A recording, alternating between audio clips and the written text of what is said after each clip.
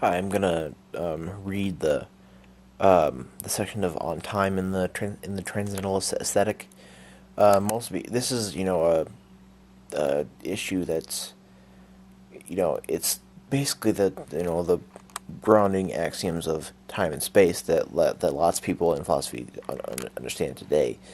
But the reason the real issue in philosophy of mathematics here of Kant is the space part, which I'm going to do or I probably have done a video of discussing and breaking down the concepts that I read in the space part.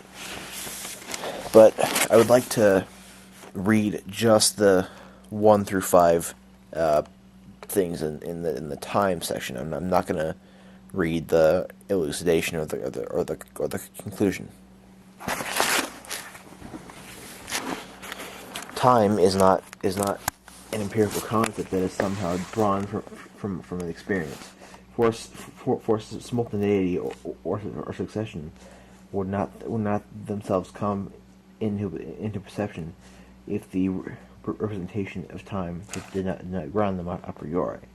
Only under its presupposition, under its presupposition, can one represent that several things exist as one in the same time, simultaneously, or in different times, successively.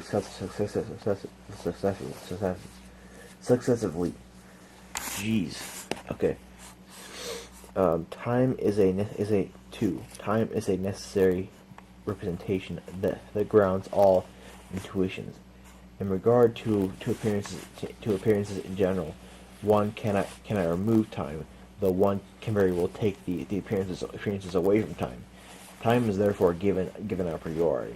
In it alone is all actuality of appearances possible.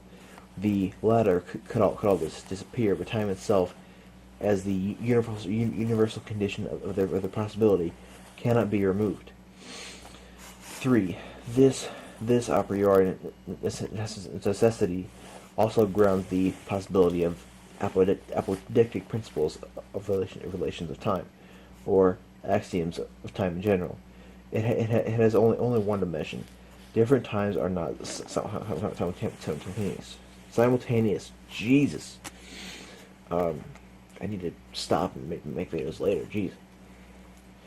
But successive, just as different spaces are not successive, but simultaneous. These principles cannot be drawn from experience, for this would yield neither strict universality nor apodictic certainty.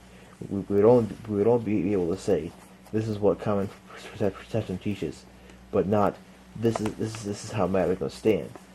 These principles are valid as rules under which experiences are possible at all, and instruct us prior to them, not through it. 4. Time is no discursive or, as one calls it, general concept, but as pure form of sensible intuition. Different times are only parts of one and the same time.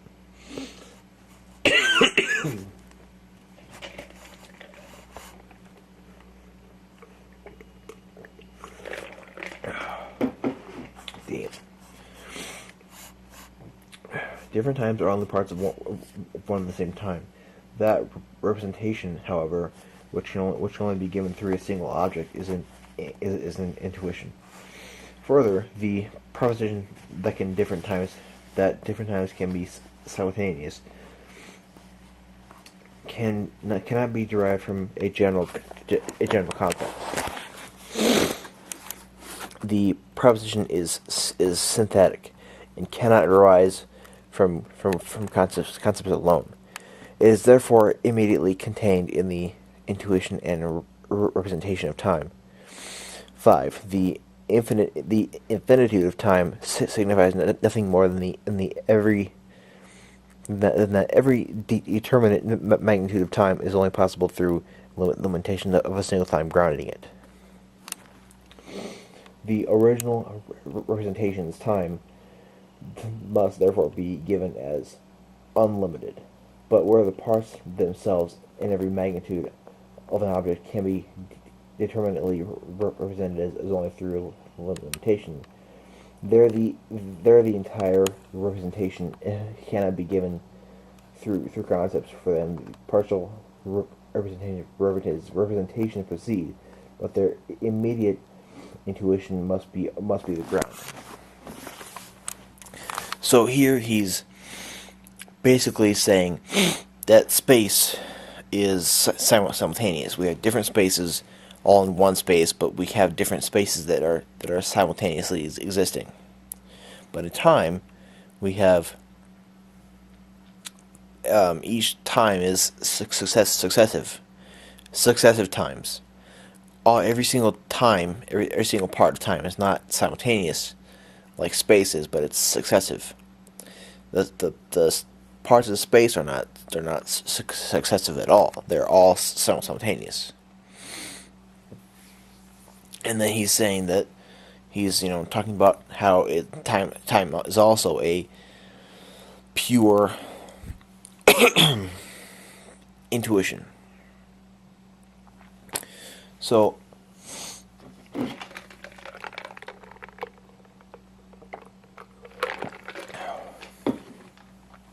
essentially what is discussed here is how time stacks up given the facts of space. They're similar in that they're both because for one thing, space is geometry, time is algebra, essentially. So time is similar in that they're both given an infinite magnitude. They just differ upon simultaneity and being successive, as one is that and one is not. But they're both pure intuitions, where as well as in time, you'll recognize a certain time that is successive from the others, but you can't have a intuition of the whole spectrum of time, because they go infinite both ways. Now this whole thing kind of makes me think of Husserl's phenomenology of internal time consciousness, but that's a whole different idea. He does refer to Kant, actually, I think in that book of his. But anyway, I'm gonna make a video which is a discussion of what this breaks down, of his philosophy of math. How this stuff all breaks down.